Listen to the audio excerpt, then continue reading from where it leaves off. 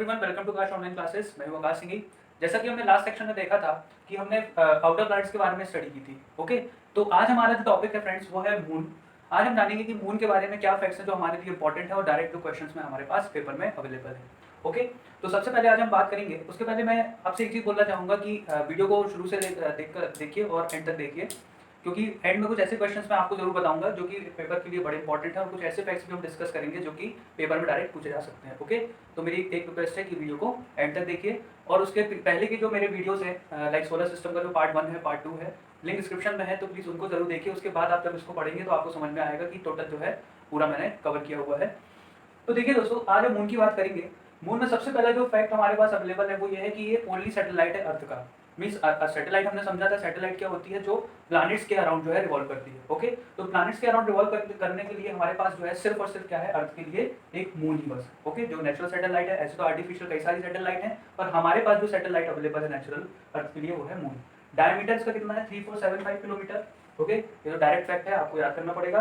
3475 diameter है kilometres में। Circumference, circumference समझते हैं ना? सर्कमफेरेंस मतलब ये होता है कि जैसे ये अपना सर्कल है, तो ये जो बाउंड्री है, ओके, इसको बोलते हैं सर्कमफेरेंस। डायमीटर तो आप तो जानते होंगे, डायमीटर मतलब ये होता है, ओके, सेंटर से जो सबसे बड़ी लाइन पास होती है उसको डायमीटर बोलते हैं। इसी को हाफ कर देते हैं तो रेडियस आ जाता है, फुल होती है डायमीटर। तो जो इसका डायमीटर है वो कितना है, 3475, और सर्कमफेरेंस जो है वो कितना है, 10864, मतलब कि इसका बाउंड्री कितना है, इतना 10864 किलोमीटर। ओके, उसका जो इसका मैक्सिमम डिस्टेंस हम अर्थ से लेते हैं, जिसको हम कई बार क्वेश्चन में ऐसा पूछ चुका है, आपको मैक्सिमम डिस्टेंस नहीं आएगा पर डायरेक्ट लिख कर आ जाएगा कि एपोजी क्या है।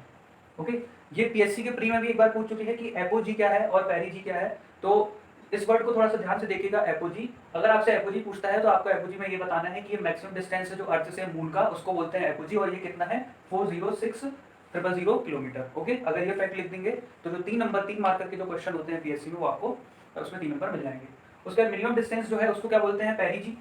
ओके, ये भी डायरेक्ट क्वेश्चन पूछा जा सकता है कि पेरिजी क्या होता है, तो पेरिजी होता है minimum distance of the moon from the earth, और ये कितना होता है, 364000 किलोमीटर। उसके बाद हमारे पास एवरेज डिस्टेंस है। एवरेज डिस्टेंस क्या होता है, मींस इन दोनों का प्लस करके और डिवाइड बाय जब हमने 2 किया तो कुछ अप्रोक्सीमेटली 384000 किलोमीटर हमारे पास आया था। ओके, तो एवरेज डिस्टेंस और ये तीनों डिस्टेंस क्लियर होंगे आप लोगों को। उसके बाद फिर रोटेशन पीरियड। अब देखिए, हमने प्लैनेट्स का रोटेशन देखा था, हमने पूरे 8 प्लैनेट्स का रोटेशन देखा था, रिवॉल्यूशन देखा था, तो मून का भी कुछ रोटेशन होगा। रोटेशन मतलब अपनी एक्सिस पे जो वो घूमता है। ओके, तो रोटेशन क्या होता है, 27 डेज 7 आवर्स और 43 मिनट्स। ये इसका एक्यूरेट जो है डाटा है कि इतने टाइम में ये रोटेट हो जाता है, मींस अपनी पोजीशन पे वापस आ जाता है। ओके, उसके बाद फिर रिवॉल्यूशन पीरियड की अगर इसकी बात करें तो देखिए इतना ही लगभग 27 डेज या 27.5 बोलते हैं उसको, 27.5 डेज जो है लगभग इतने ही में क्या होता है, अर्थ का रिवॉल्यूशन भी कर लेता है। तो देखिए उतना ही लगभग टाइम रोटेशन का है और उतना ही लगभग टाइम उसका रिवॉल्यूशन का है। तो देखिए अर्थ से हमेशा, एक बात ध्यान रखिएगा, अर्थ से हमेशा इसका जो पार्ट हमको विजिबल होता है वो कितना होता है, 57 to 59% बस। इसके अलावा हम इसका जो 41% जो भाग है वो कभी अर्थ से देख ही नहीं पाते। क्यों नहीं देख पाते, क्योंकि इसका रोटेशन पीरियड, रिवॉल्यूशन दोनों क्या है, सेम ही है। तो एक टाइम पे जो है सिर्फ इतना पार्ट ही, 57 to 59% पार्ट ही हमको विजिबल होता है। क्लियर हुआ दोस्तों? तो ये 27 डेज, और ये याद रखिएगा। और इस पूरे मंथ को क्या बोला जाता है, देखिए अप्रॉक्स 27 डेज तो मंथ के बराबर ही हो गया ना, तो इसको बोला जाता है साइडरल मंथ, और जिसका हिंदी में नाम होता है नक्षत्र मास। ओके, किसी ने जिसने हिंदी में पढ़ा होगा वो समझेगा, साइडरल मंथ मतलब नक्षत्र मास। और ये कितना होता है, लगभग 27.5 दिन के बराबर। ओके, 27.5 दिन के बराबर। क्लियर हुआ?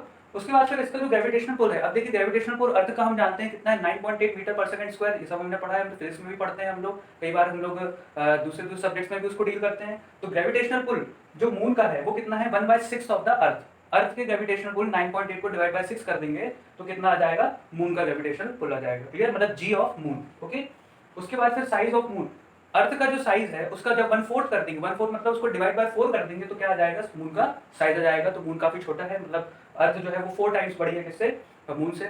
ओके, उसके बाद फिर इसके कुछ नोटेबल फैक्ट्स हमारे पास ये हैं कि जो डायरेक्ट क्वेश्चन पेपर जो मेरे पास थे उनको निकाल के मैंने आपके सामने फैक्ट्स के तौर पे कर दिया है। तो highest point on the moon, ये भी एक बार पूछ चुका है कि मून का हाईएस्ट पॉइंट कौन सा है, तो अपने पास आंसर होगा mount Leibniz.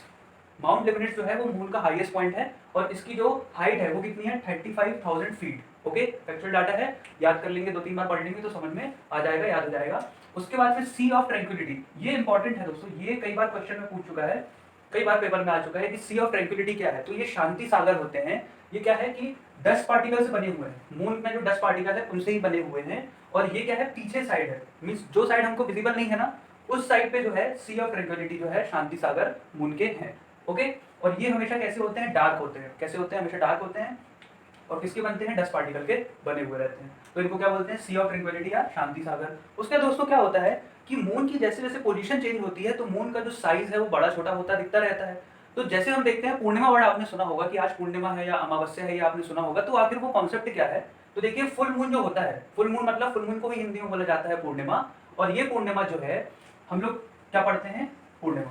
Okay, super moon जो कहलाता है, ये जो सुपर मून कॉन्सेप्ट है, सुपर मून आया कहां से, तो देखिए अगर ये supermoon happens when a full moon is closest to the earth. अब देखिए एक्चुअली में फुल मून है, और फुल मून भी कैसा है, क्लोजेस्ट है, अगर अर्थ के सबसे नजदीक है या पास है, तो उस स्टेज को या उस कंडीशन को हम लोग किस नाम से जानते हैं, मून की सुपर मून। ओके, काफी कंफ्यूजन रहता है लोगों को ये तीन वर्ड में, super moon, blue moon, blood moon, तो शायद आज मैं समझा पाऊं। सुपर मून क्या होता है, जब फुल मून, याद रखिएगा फुल मून जब क्लोजेस्ट होता है अर्थ के, ओके, तो उस समय उस कंडीशन को क्या बोला जाता है, सुपर मून। और इस समय पे जो हमारा मून है वो 15% ब्राइटर दिखता है। कैसा दिखता है, 15% ज्यादा तेज, कैसा, चमकीला दिखता है, ब्राइटर दिखता है, और 30% जो है वो विगर दिखता है। मतलब एक तो 30% बड़ा दिखेगा और 15% ज्यादा चमकदार दिखेगा नॉर्मल पूर्णिमा के टाइम से। ओके, उसके बाद फिर सेकंड जो फैक्ट है ब्लू मून, ये भी इंपॉर्टेंट है। ब्लू मून कब होगा, तो देखिए फुल मून जो फर्स्ट होता है, फर्स्ट फुल मून हुआ और सेकंड फुल मून हुआ, तो जो सेकंड फुल मून होता है ना उसको बोलते हैं blue moon. Second full moon जो होता है उसको क्या बोलते हैं, ब्लू मून। ओके, अब देखिए एक महीने में 2 बार हो सकते हैं, और ऐसा भी होता है कि कई बार एक साल के अंदर कई बार ये ब्लू मून हो जाते हैं। कई बार पूर्णिमा पड़ सकती है ना, कई बार पूर्णिमा पड़ सकती है, कई बार सुपर मून भी हो सकता है, और कई बार ब्लू मून भी हो सकता है। ओके, उसके बाद फिर आते हैं थर्ड नंबर पे जो है हमारे पास, वो है ब्लड मून। तो ब्लड मून क्या है दोस्तों, it is the name for view of moon total during total lunar eclipse. Lunar eclipse मतलब क्या होता है, देखिए मून का एक नाम हम लोग लूनर के नाम से भी जानते हैं, क्योंकि मून जो है सैटेलाइट है, तो उसको लूनर नाम से भी, मतलब समझ लीजिए उसका एक पर्यायवाची शब्द समझ लीजिए ऐसा है। ओके, ठीक है, मून का एक्लिप्स या फिर बोल सकते हैं लूनर एक्लिप्स। तो लूनर एक्लिप्स मतलब होता है ग्रहण, चंद्र ग्रहण। आप लोगों ने सुना होगा ना, चंद्र ग्रहण, ये उसी की बात हो रही है, लूनर एक्लिप्स। देखिए क्या होता है, जब अपना ये मून है, ओके, ये मून है, ये सन है। अब जब मून और सन के बीच में, मून और सन के बीच में कौन आ जाती है, अर्थ। ये मून है, ये सन है, और जब मून और सन के बीच में आ जाती है अर्थ, मतलब कुछ एक ऐसी पोजीशन फॉर्म होती है कि मून, अर्थ और सन तीनों एक ही लाइन में हो जाते हैं, और इस चीज को बोलते हैं चंद्रग्रहण। क्या बोलते हैं, चंद्रग्रहण। क्यों, क्योंकि क्या होता है, सन की जो रेज हैं वो अर्थ पे पड़ रही हैं, पर डायरेक्ट मून पे नहीं पड़ पा रही हैं, क्योंकि अर्थ बड़ी है तो इसके बीच में आ गई है। तो इस केस में क्या होता है कि चंद्र का जो है ग्रहण हो जाता है, मीन्स अपन इसको चंद्र ग्रहण के नाम से जानते हैं। अब इस केस में क्या होता है, जो मून की जो रेड लाइट होती है ना, सॉरी सन की जो रेड लाइट होती है, वो अर्थ से रिफ्लेक्ट होकर डायरेक्ट कहाँ पड़ती है, मून पे पड़ती है। तो मून जो है उस समय थोड़ा सा रेडिश अपीयरेंस होता है उसका, किस कलर का होता है, रेड कलर का होता है, इसलिए उस मून को अपन क्या बोल देते हैं, ब्लड मून। आई थिंक ये कॉन्सेप्ट क्लियर हुआ होगा कि ब्लड मून किसको बोलते हैं। चंद्र ग्रहण के दौरान क्या होता है, जो अर्थ, जो सन की जो रेड लाइट होती है वो अर्थ से रिफ्लेक्ट होकर किस पे पड़ती है, सीधा मून पे पड़ती है। तो मून कैसा अपीयर होता है उस समय, रेड कलर का दिखता है, उसी रेड कलर के कारण उसको क्या बोलते हैं, ब्लड मून। क्लियर हुआ दोस्तों। अब उसके बाद फिर एक चीज और, ये जो ग्रहण है ये अपन नॉर्मल आई से तो कभी विजिबल होते नहीं है, अपन को इनको हमेशा कैसे देखना पड़ता है, किसी ना किसी, या तो अपन एक वो एक्सरे फिल्म आती है उससे देखते हैं, या फिर कुछ एक स्पेशल टेलीस्कोप बनाते हैं उससे देखा जाता है। ओके, उसके बाद silicon, iron, magnesium etcetera are found on moon surface. अब देखिए जैसे अर्थ के सरफेस में एल्यूमिनियम है और भी अदर मिनरल्स पाए जाते हैं, वैसे ही मून के सरफेस में क्या क्या पाया जाता है, मेनली सिलिकॉन, आयरन और मैग्नीशियम। ये क्वेश्चन डायरेक्ट पूछा जा चुका है एक बार आपके पेपर में, इसलिए इसको स्टार लगा देता हूँ। ओके, ये मैं आपको बता चुका हूँ कि एक टाइम पे एक मतलब जो मून का हिस्सा है वो कितना नजर आता है, सिर्फ 57 to 59%। ओके, उसके बाद फिर डे टाइम में इसका जो टेम्परेचर है, डे टाइम में देखिए, डे टाइम में क्या होता है कि जो टेम्परेचर रहेगा वो ज़्यादा ही रहेगा क्योंकि सन रहता है। तो डे टाइम में इसका टेम्परेचर कितना हो जाता है, अप्रॉक्स 100 डिग्री सेल्सियस, और वही नाइट टाइम पे जो फॉल हो जाता है टेम्परेचर वो कितना हो जाता है, -180 डिग्री सेंटीग्रेड। समझ में आया, कितना टेम्परेचर डिफरेंस है, रात दिन में 100 डिग्री और नाइट में -180 डिग्री सेल्सियस। ओके, क्लियर हुआ दोस्तों। तो ये कुछ फैक्ट्स हैं मून के बारे में। तो देखिए और कुछ अगर फैक्ट्स अगर आपको जैसे अवेलेबल होते हैं या फिर कुछ ऐसा है कि इसमें जो छूट रहा है, तो आप बिल्कुल टेंशन मत लीजिएगा। मैं नेक्स्ट सेशन में अगर मेरे पास वो फैक्ट्स अवेलेबल होंगे तो मैं क्वेश्चन के रूप में या फिर डायरेक्ट फैक्ट्स के रूप में मैं आपको और डिस्कस कर लूंगा। ओके, उसके बाद फिर कल मतलब नेक्स्ट सेक्शन, लास्ट सेशन में जो हम आउटर प्लैनेट्स की और इनर प्लैनेट्स की बात कर चुके हैं, उसमें कुछ फैक्ट्स मेरे पास अभी जो नए आए हैं या फिर जो मैं उस टाइम पे नहीं बता पाया था, आज मैं वो भी आपको बता देता हूँ। तो वो फैक्ट्स जो हैं, कुछ फैक्ट्स अपने पास मार्स के हैं। मार्स की कुछ फैक्ट्स अभी जो मैं आपको डिस्कस करना चाहता हूँ वो ये है कि सबसे पहला ओलिपस मैसी।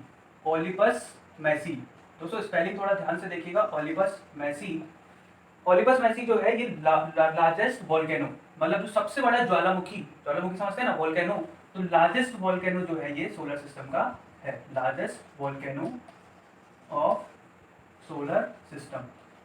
ओके, मतलब सोलर सिस्टम का जो सबसे बड़ा जो वोल्केनो है वो कौन सा है? ओलिपस मैसी। और ये कहाँ पे है? मार्स में।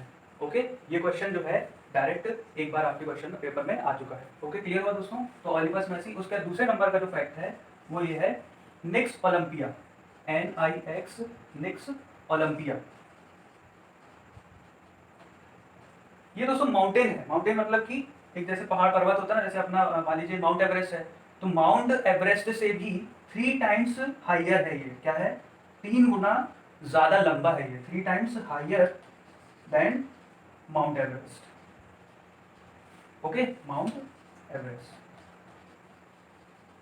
मतलब माउंट एवरेस्ट से भी 3 गुना जो है क्या है ये लंबा है। क्या नाम है इसका? निक्स ओलंपिया। ये कहाँ पर है? मार्स में। ओके, तो ये मार्स के कुछ 2 फैक्ट्स थे। उसका जो हमारे पास फैक्ट्स अवेलेबल है वो है सैटर्न के। देखिए सैटर्न के बारे में एक फैक्ट जो है वो ये है कि इसकी जो डेंसिटी होती है, डेंसिटी इसकी बहुत ही कम होती है। मतलब इसकी डेंसिटी जो है वो वाटर से भी कम है। वाटर की डेंसिटी जानते हैं ना, 1000 kg पर मीटर क्यूब है वाटर की डेंसिटी। तो जो वाटर की डेंसिटी है, density is lower than water, मतलब सैटर्न की डेंसिटी वाटर से भी कम है, लोअर देन वाटर। तो इसका मतलब क्या हुआ? मीन्स आप इसको जब वाटर में रखेंगे ना तो ये पानी के ऊपर तैरने लगेगा। पानी से भी हल्का डेंसर है, डेंसर जो है कम है पानी से। तो क्या होगा? It will float in water, it will float in water. Okay, इस कारण से इसको फ्लोटिंग प्लैनेट भी बोल सकते हैं। क्या बोल सकते हैं? Floating planet. क्लियर हुआ दोस्तों? तो ये एक फैक्ट है कि डेंसिटी जो है सैटर्न की वो वाटर से भी क्या है? कम है। इस कारण से ये पानी में भी तैरने लगता है। तो सबसे ज्यादा डेंसिटी फिर किसकी है? बताइए सबसे ज्यादा डेंसिटी किसकी होगी? सबसे ज्यादा डेंसिटी जो होती है, हाईएस्ट डेंसिटी जो है वो किसकी होती है? ये एक फैक्ट याद रखिएगा, पूछ सकता है कभी भी। हाईएस्ट डेंसिटी किसकी होती है? हाईएस्ट डेंसिटी होती है वीनस की। किसकी होती है दोस्तों? वीनस की। मतलब सबसे ज्यादा डेंस कौन है? वीनस है। और सबसे कम डेंस कौन है? सैटर्न है। क्लियर हुआ दोस्तों? तो ये कुछ फैक्ट्स है जो कि प्लैनेट्स के बारे में और जो मुझे पता लगे थे तो मैंने आपको बता दिए। और कोई ऐसे अगर फैक्ट्स होंगे इंटरेस्टिंग तो मैं आपको डिस्कस कर लूंगा। ओके दोस्तों, तो अब आते हैं मून के क्वेश्चन में। अब देखिए मून के क्वेश्चन हमारे पास जो आ चुके थे फैक्ट्स, जो डायरेक्ट फैक्ट्स थे, मैंने क्वेश्चन तो फॉर्मेट था ये आपको बता दिया मैंने। ओके, देखिए एक फैक्ट था ये सेलेनोलॉजी, ये पेपर में डायरेक्ट एक बार आ चुका है। शायद जितना मैं याद कर पा रहा हूँ एसएससी के 2012 में पेपर में था ये क्वेश्चन। स्टडी ऑफ मून क्या होता है? तो स्टडी ऑफ मून बोलते हैं अपन सेलेनोलॉजी। क्या बोलते हैं? सेलेनोलॉजी। याद रखिएगा, सेलेनोलॉजी किसकी स्टडी होती है? मून की होती है। ऐसी कई सारी स्टडी, हमने एक बार कॉस्मोलॉजी पढ़ा था, यूनिवर्स की स्टडी। वैसे ही सेलेनोलॉजी किसकी होती है? मून के सरफेस की स्टडी करने को सेलेनोलॉजी बोलते हैं। ओके, तो अपने पास जो क्वेश्चन नंबर फर्स्ट है वो ये है कि how much time light takes to reach from moon to earth surface. Means light कितनी देर में, मतलब मीन्स कितने टाइम में light from moon reaches to earth surface, मतलब मून से लाइट अर्थ तक आने में कितना समय लगता है। ओके, तो कुछ ऑप्शन अवेलेबल थे आपके पास, लाइक 1.1, 1.2, 1.3 सेकंड्स में सब है। 1.1 सेकंड, 1.2 सेकंड, 1.3 सेकंड या नन ऑफ दिस। तो आंसर जो इसका होगा वो होगा 1.3 सेकंड्स। ओके, मीन्स 1.3 सेकंड्स में मून की लाइट जो है वो अर्थ सरफेस में आ जाती है। क्लियर हुआ? तो ये आपका आंसर हो गया। उसका जो क्वेश्चन नंबर 2 है हमारे पास वो ये है blue moon year. Which year is called blue moon year? Which year is, देखिए ब्लू मून के बारे में मैंने आपको समझाया था। ब्लू मून क्या होता है? जब हमारे पास एक से दूसरी बार जब फुल मून होता है तो सेकंड वाले को क्या बोलने लगते हैं हम लोग? Blue moon. ठीक है, अब ऐसा अगर महीने में मतलब साल में कई बार हो चुका हो तो उसको, उस पूरे ईयर को ही क्या बोलने लगते हैं हम? Blue moon year. और ऐसा हमारे पास किस ईयर में हो चुका है अभी रिसेंट में? ये क्वेश्चन भी इसी साल 2019 में ही अभी किसी एसएससी के ही पेपर में पूछा जा चुका है। तो ये क्या है? ब्लू मून ईयर जो है किसको बोला गया है? 2018 में, 2018 में ब्लू मून ईयर मनाया गया था। मतलब कि जो ब्लू मून जो है वो महीने, मतलब साल में कई महीनों में आ गया था। ओके, एक से या दो से ज्यादा महीनों में आ जाता है तो उसको ब्लू मून ईयर बोलने लगेंगे। ओके दोस्तों, तो क्वेश्चन नंबर 3 हमारे पास है वो ये है कि Apollo 11 first moon mission by NASA. देखिए अपोलो 11 जो है, इसी से नासा ने अपना पहला मून मिशन किया था, जिसको मुझे लगता है कि लगभग सभी लोगों को पता होगा। Apollo 11 moon mission by NASA. NASA क्या है? अमेरिकी एजेंसी है। Okay, NASA. अब क्वेश्चन ये था कि ये लॉन्च कब हुआ था? लॉन्च इन मतलब आपसे डेट पूछ रहा है, लॉन्च इन कब हुआ था? तो इसका आंसर है दोस्तों 20 जुलाई 1969। कितना है? 20 जुलाई 20 जुलाई 1969। क्लियर हो दोस्तों? तो 20 जुलाई 1969 को नासा ने पहला अपोलो 11 से मून मिशन किया था। आप लोगों ने नील आर्मस्ट्रॉन्ग का नाम सुना होगा, वो इसी मिशन में क्या हुआ था? नील आर्मस्ट्रॉन्ग पहले व्यक्ति थे जो चंद्रमा पे उतरे थे या मून पर उतरे थे। क्या नाम था? Neil Armstrong. ओके, इनके बारे में अभी न्यूज़ में था, इसलिए हो सकता है आगे जाके अभी ये क्वेश्चन आपको पेपर में मिल जाए। ओके, तो डेट अच्छे से याद रखिएगा, 20 जुलाई 1969। उसके बाद जो नेक्स्ट क्वेश्चन है हमारे पास वो है चंद्रयान के ऊपर। ठीक है, चंद्रयान तो सभी को याद होगा। ठीक है, चंद्रयान 2 हुआ था अभी 2019 में। क्वेश्चन चंद्रयान 1 के ऊपर है। क्या है क्वेश्चन? कि launch date of Chandrayaan 1। Launch date, अब देखिए चंद्रयान 1 से भी क्वेश्चन बन सकता है, तो launch date of Chandrayaan 1। Chandrayaan 1 कब हुआ था? चंद्रयान 1 मिशन, ये मिशन हुआ था 22 अक्टूबर 2008। 22 अक्टूबर 2008। तो देखिए चंद्रयान 1 के बारे में इसलिए क्वेश्चन आ सकता है क्योंकि चंद्रयान 2 रिसेंटली 2019 में हुआ है, तो वो तो है ही इंपॉर्टेंट, साथ में चंद्रयान 1 भी इंपॉर्टेंट है, तो इसलिए इसको याद रखिएगा। अब इसके कुछ और जो फैक्ट्स हैं जो मैं आपसे डिस्कस करना चाहता हूँ, लाइक जैसे कि ये हमको पता है इसरो के द्वारा ही हुआ था, तो इसरो, ठीक है ना, इसरो के द्वारा हुआ था, इसरो। और इसने कहाँ पर हुआ था? Satish Dhawan space centre. Satish Dhawan SDSC के नाम से जिसको हम शॉर्ट फॉर्म में बोलते हैं, सतीश धवन स्पेस सेंटर, जो कि कहाँ पे है? श्रीहरिकोटा, आंध्र प्रदेश।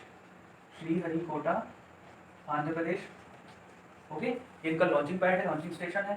ठीक है, और उसके बाद फिर इसके बाद इसमें जो मतलब जो उसका लॉन्चर था, मींस रॉकेट था, वो किस पे लॉन्च होकर गया था, या जो लॉन्चिंग व्हीकल बोलते हैं, वो था PSLV C1। PSLV C1।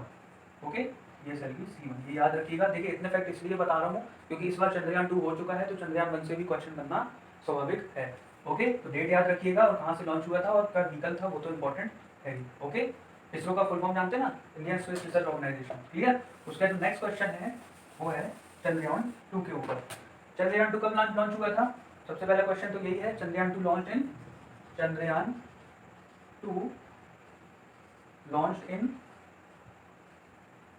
कब हुआ था बताइए, डेट सोचिए। देखिए बहुत ही ऐतिहासिक समय था अपने भारत देश के लिए, ये डेट तो कभी मत भूलिएगा, और ये डेट है 22 जुलाई 2019। ओके, ये डायरेक्ट क्वेश्चन पेपर में पूछ सकता है, बिल्कुल बिल्कुल चांसेस हैं, इस बार पॉसिबिलिटी बहुत ज़्यादा है। 22 जुलाई 2019 को चंद्रयान 2 जो है वो लॉन्च हुआ था। अब इसके कुछ जो इंपॉर्टेंट फैक्ट्स हैं मेरे पास, वो ये हैं कि देखिए इसमें अपन को जो क्वेश्चन पूछ सकता है कि इसमें लॉन्च व्हीकल कौन सा था, तो लॉन्च व्हीकल कौन सा था? GSLV Mark 3। ओके, एक तो ये क्वेश्चन आपके लिए बहुत इंपॉर्टेंट है। दूसरा क्वेश्चन ये पूछता है इसका लैंडर और रोवर के बारे में। देखिए लैंडर के कारण ही चंद्रयान मिशन जो है वो मोस्टली बोला जाता है कि फेल हो गया, क्योंकि लैंडिंग जो है वो सही से हो नहीं पाई थी। लैंडिंग होने के पहले ही जो है संपर्क जो है वो टूट गया था। इस कारण से ऐसा बोला जाता है कि 99% तो ये सफल था, उसके बाद संपर्क टूटने के कारण लैंडर का मिशन जो है वो फेल हो गया। ओके, तो इसलिए और इम्पोर्टेंट, तो लैंडर का नाम क्या था दोस्तों? लैंडर का नाम था विक्रम साराभाई, डॉक्टर विक्रम साराभाई के नाम पे था। लैंडर का नाम था विक्रम। ओके, और जो रोवर था, रोवर का नाम क्या था? रोवर का नाम क्या था? प्रज्ञान। ओके, तो ये थोड़े से फैक्ट्स दोस्तों जरूर याद रखिएगा क्योंकि ये डायरेक्ट पेपर में पूछ सकता है। और एक डेट और याद रखेंगे कि ये पहुंचा कब था, मीन्स लैंड कब करने वाला था। देखिए लैंडिंग तो समझ लीजिए, मुझे जहाँ तक याद है कुछ मील्स थे, मतलब समझ लीजिए कुछ समझ लीजिए 2 मिनट के लगभग का आसपास का समय था जब जो है अपने से संपर्क इसका टूट गया था। ओके, तो 7 सितंबर 2019 ये क्या थी? ये थी लैंडिंग डेट। लैंडिंग आखिर में हो नहीं पाई थी, पर हमें जो डेट जो है लगभग देखिए 99.9% तो वो सफल हो ही गया था। संपर्क टूटने के कारण हम उसको फेल मानते हैं। ओके, तो ये इतना फैक्ट जो है चंद्रयान 2 के बारे में याद रखिएगा। क्लियर हुआ दोस्तों।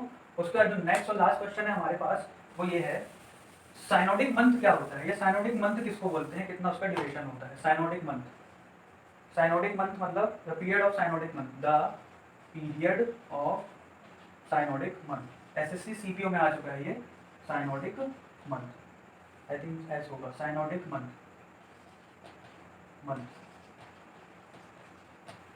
तो आपके पास ऑप्शन थे 4, ठीक है। ऑप्शन था 27 डेज, 25 डेज, 29.53 डेज या 29.3 डेज। ओके, तो इसका आंसर क्या होगा दोस्तों, इसका आंसर होगा 29.53 डेज। अब सवाल ये है, डेज तो ठीक है, ये तो याद करना ही पड़ेगा, पर ये साइनोडिक मंथ आखिर होता क्या है। तो देखिए हमने जो 27 जो पढ़ा है ना, 27 डेज 7 आवर्स और 43 मिनट, ये तो अर्थ के रिस्पेक्ट में पढ़ा है, इसलिए उसको साइडल मंथ भी बोलते हैं। पर जब यही रिवॉल्यूशन, मान लीजिए सन का जो मतलब अर्थ मून का जो रिवॉल्यूशन है, अगर उसे हम सन के रेफरेंस में पढ़ें, किसके, सन के रेफरेंस में, तो उस मंथ को फिर क्या, इस टाइम को क्या बोलने लगते हैं, synodic month. Okay, with respect to sun, ये लिख देता हूँ मैं, विथ रिस्पेक्ट टू सन। तो इसकी साइनोडिक मंथ की डेफिनेशन क्या हो जाएगी कि the period of revolution when watched या फिर when taken from the reference of sun, sun के रेफरेंस में लिया गया हुआ समय क्या कहलाता है, साइनोडिक मंथ। और इसकी वैल्यू कितनी है, उसका टाइम पीरियड कितना होता है, 29.53 डेज। ये जो टाइम हमारे पास अवेलेबल है वो ये है कि अर्थ के रेफरेंस में, मतलब अर्थ के रिस्पेक्ट में हम अगर मेजर करेंगे तो कितना होगा, 27 डेज 7 आवर्स या 27.5 डेज, मैंने आपको बताया कि उतना ही लगभग उसका रिवॉल्यूशन होता है। पर जब हम सन के रेफरेंस में उसी को मेजर करेंगे तो वो कितना आता है, लगभग 29.53 डेज, और इसी को बोला जाता है साइनोडिक मंथ। ये हुआ दोस्तों। तो आई थिंक मून के लिए इतना आई थिंक सफिशिएंट है, और अगर मुझे कुछ फैक्ट्स मिलेंगे तो मैं आपको ज़रूर बताऊंगा। ओके, तो लास्ट की जो वीडियोस हैं वो ज़रूर देखिए, उसमें भी कुछ बहुत इंपॉर्टेंट नोटेबल फैक्ट्स हैं जो कि डायरेक्ट आपके पास क्वेश्चन में पेपर में मिल जाएंगे। ओके दोस्तों, और ये सेशन आपको पसंद आया होगा आई होप, तो प्लीज़ वीडियो को लाइक कीजिए और ज़्यादा से ज़्यादा चैनल को सब्सक्राइब कीजिए और शेयर करवाइए। ओके, जो भी जिनको ऐसा लगता है कि ये उनके काफ़ी हेल्पफुल हो सकता है तो दोस्तों उनमें ज़रूर शेयर कीजिए, क्योंकि अगर ये डाटा उनके पास रहेगा या फिर ये डाटा अगर उनके पास किसी ना किसी फॉर्म में पहुंच जाएगा, तो मैं समझता हूँ कि इससे अच्छा कुछ भी नहीं है। क्योंकि हमको ये डाटा जो है एक्सट्रैक्ट करने में या फिर ढूंढने में काफ़ी समय खराब हो सकता है, अगर ये आपको डायरेक्ट अवेलेबल हो रहा है तो मुझे लगता है कि ज़्यादा बेस्ट है। ओके, तो लास्ट की जो वीडियोस हैं वो भी दूसरों को शेयर कीजिए, जिनको हेल्प जब मिलेगी अच्छा कंपटीशन के लिए, उनमें ज़रूर उनको शेयर कीजिए। ओके, तो वीडियो को लाइक कीजिए और देखने के लिए बहुत बहुत धन्यवाद। और